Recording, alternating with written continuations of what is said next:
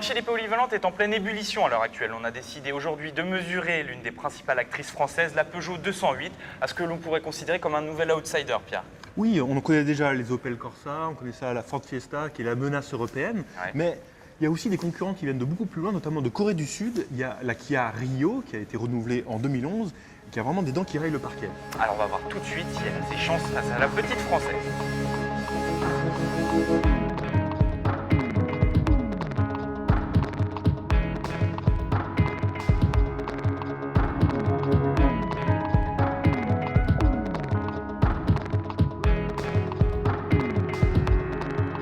Alors commençons tout d'abord par le style. Alors en matière de design, on peut dire que chaque constructeur est à un moment bien spécifique de son histoire, et notamment Peugeot avec la 208 qui est en plein renouvellement. On voit que le constructeur a choisi une orientation un peu plus haut de gamme.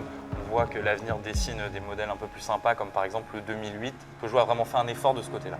De son côté, qui a aussi vécu un renouveau esthétique, on est loin de la fadeur des premiers modèles, et ça se voit avec cette nouvelle Kia Rio, qui a maintenant une vraie personnalité. D'ailleurs, le centre de style Kia a été récompensé plusieurs fois, notamment pour le Sportage. Alors qu'on peut dire justement sur le look que les deux modèles font jeu égal. Ouais. Voici à bord de la 208 et comme tu peux le constater, la qualité de finition est vraiment au top, que ce soit au niveau des matériaux que des assemblages. Maintenant, le cockpit se divise en trois parties. Le premier, c'est ce petit volant hyper simple à utiliser. Le combiné d'instrumentation situé ici. Bon, alors le seul problème, c'est selon ton gabarit, quand tu remontes le volant, ça peut cacher les informations. C'est un peu gênant, mais bon, c'est pas rédhibitoire. Et pour terminer, on a cette petite console multimédia. Alors ok, c'est pas aussi intuitif qu'un iPad à utiliser, mais bon, ça remplit plutôt le job, quoi. Alors cette planche de bord, elle est esthétique, mais elle est aussi pratique, puisqu'avec ce décrochement, ça laisse pas mal de place au niveau des genoux.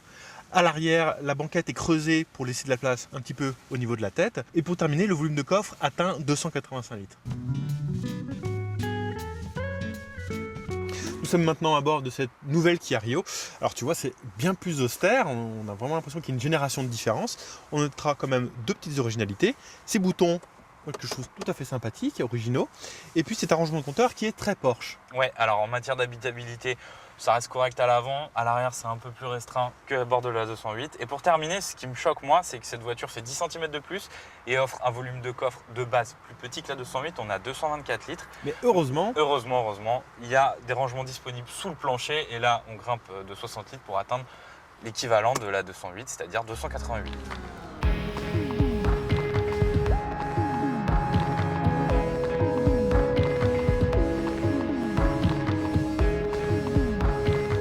Alors nous voici aujourd'hui à bord de la 208 équipée du HDI 92 chevaux. 1,6 litre. 1,6 litre exactement, c'est la version la plus vendue à bord de cette voiture.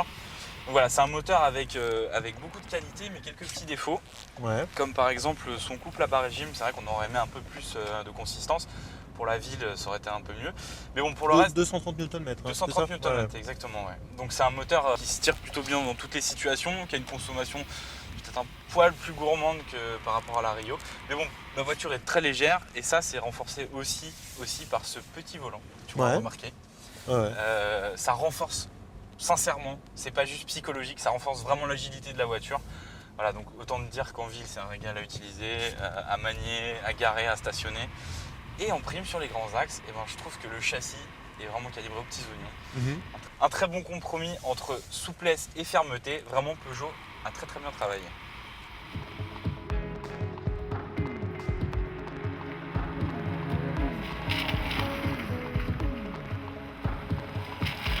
Nous sommes maintenant à bord de cette Kia Rio qui est équipée d'un 1,4 litre CRDI de 90 chevaux. Ouais. Alors on a un petit peu les mêmes reproches à faire que dans la 208, c'est-à-dire qu'il est un petit peu creux à bas régime, c'est-à-dire en dessous des 1750 tours minute où arrive le couple maximum de 220 Nm. Puis tu avais un autre défaut aussi à citer, je crois. Ouais, moi je le trouve un petit peu plus sonore, un peu plus agricole, Ouais. moins travaillé que le HDI, tu vois. Au niveau de, peut-être ça vient d'encapsulage, je sais pas. D'accord, mais il y a deux autres défauts par rapport à la 208. C'est cette direction qui est vraiment dénuée totalement de sensations, on dirait un volant de console de jeux vidéo. Et puis deux, c'est vraiment la souplesse excessive de ces suspensions qui est vraiment aux dépens de la précision de conduite. Par contre, on a une très bonne surprise, elle vient de cette boîte de vitesse à 6 rapports qui est très précise et un vrai plaisir à manipuler. Bon, globalement, il n'y a pas photo, la 208 gagne largement sur ce domaine. pour conclure, on va suivre nos 5 thématiques habituelles, à commencer par l'esthétique, où on déterminait qu'elle faisait jeu égal. Voilà, alors c'est pas le cas en matière de présentation où la française écrase littéralement la coréenne. Même punition pour l'habitabilité.